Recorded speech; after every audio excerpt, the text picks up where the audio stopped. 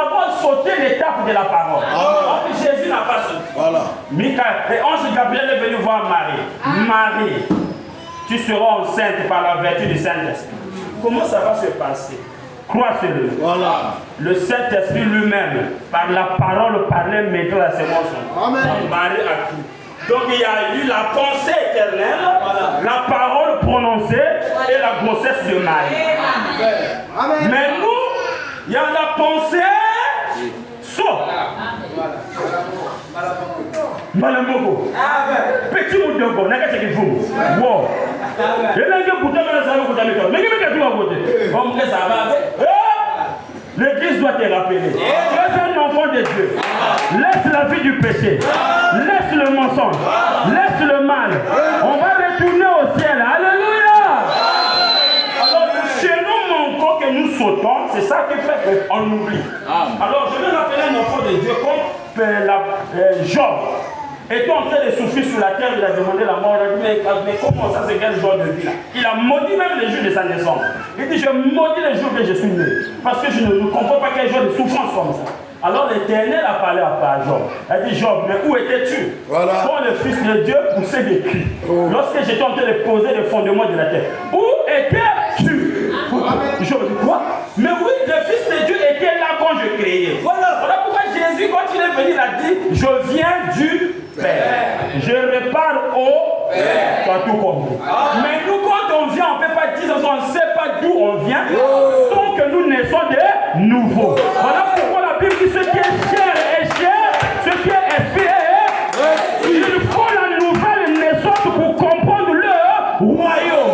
Quand Nicodème est venu voir Jésus, il a dit, tu es le docteur venu du ciel. Voilà. L'Éternel, le Seigneur Jésus, parce qu'il a dit, nul ne peut faire ce que tu fais sans que ça lui vienne du ciel. Et le Seigneur Jésus a regardé Nicodème et a dit, si un homme ne naît de nouveau, ne naît d'eau et d'esprit, ne peut comprendre le royaume. Si un homme ne naît de nouveau, ne peut voir le royaume. Ne peut comprendre et ne peut voir le royaume.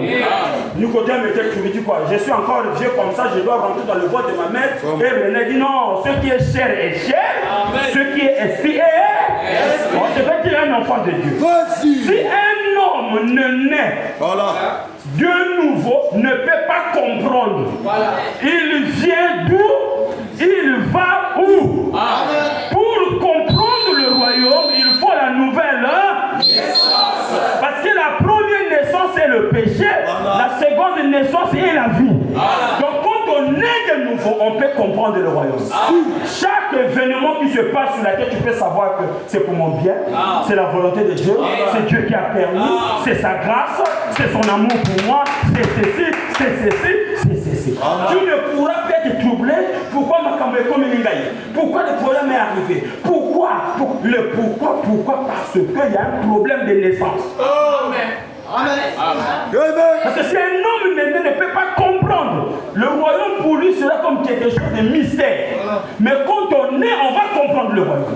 Voilà pourquoi la nouvelle naissance est exigée et très importante pour un chrétien. Amen. Vous aimez la parole? Donc le zéro c'est l'éternité. Aujourd'hui le monde atteint 7 milliards d'habitants. On atteint 7 milliards d'habitants. Dans le football, on a un joueur qui a atteint 7 ballons d'or. Le record mondial que personne n'atteindra encore. 7 ballons d'or. Je ne suis pas footballeur, mais je te prends les exemples. Nous sommes à la fin. Le monde atteint 7 milliards d'habitants. Et aujourd'hui aussi, nous avons les footballeurs qui ont atteint 7 ballons d'or. Donc tout est en train d'aller à 7. Voilà. C'est parce que j'ai oublié d'autres récits. Sinon, j'allais vous dire ça, je vais noter, puis je reviendrai. Amen. Ça veut dire que nous sommes à l'achèvement du monde. Nous sommes prêts pour repartir au zéro. On revient du zéro, on retournera au zéro. On revient de l'éternité, nous retournons en éternité. C'est-à-dire, quand nous avons terminé tous les 7 âges-là, nous devons repartir au 8e âge. Mais le 8e âge, c'est l'éternité parce que le temps va se fondre et s'introduire dans l'éternité. Amen. Et les saints fouleront les cendres des méchants. Le temps se fondra et nous rentrons dans l'éternité. Donc nous sommes à la fin. On appelle ça la bataille d'Armageddon. Prêt pour le milieu. Amen. Amen.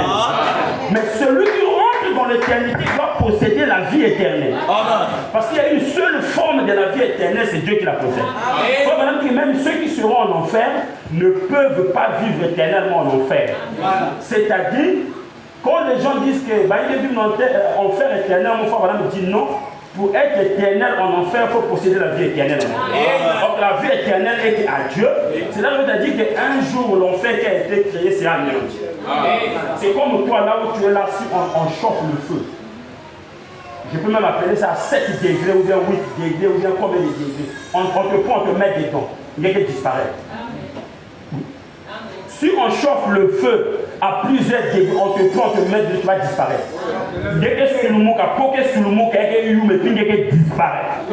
Les os là vont devenir à l'état poussière et puis ça va disparaître.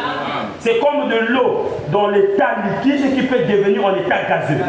Si vous chauffez l'eau, vous chauffez tellement que ça va disparaître. Voilà pourquoi le prophète dit que le feu de bombe nucléaire va faire retirer l'océan. Parce qu'au sous-sol de notre terre, il y a le magma. Et le magma là, c'est le feu qui brûle.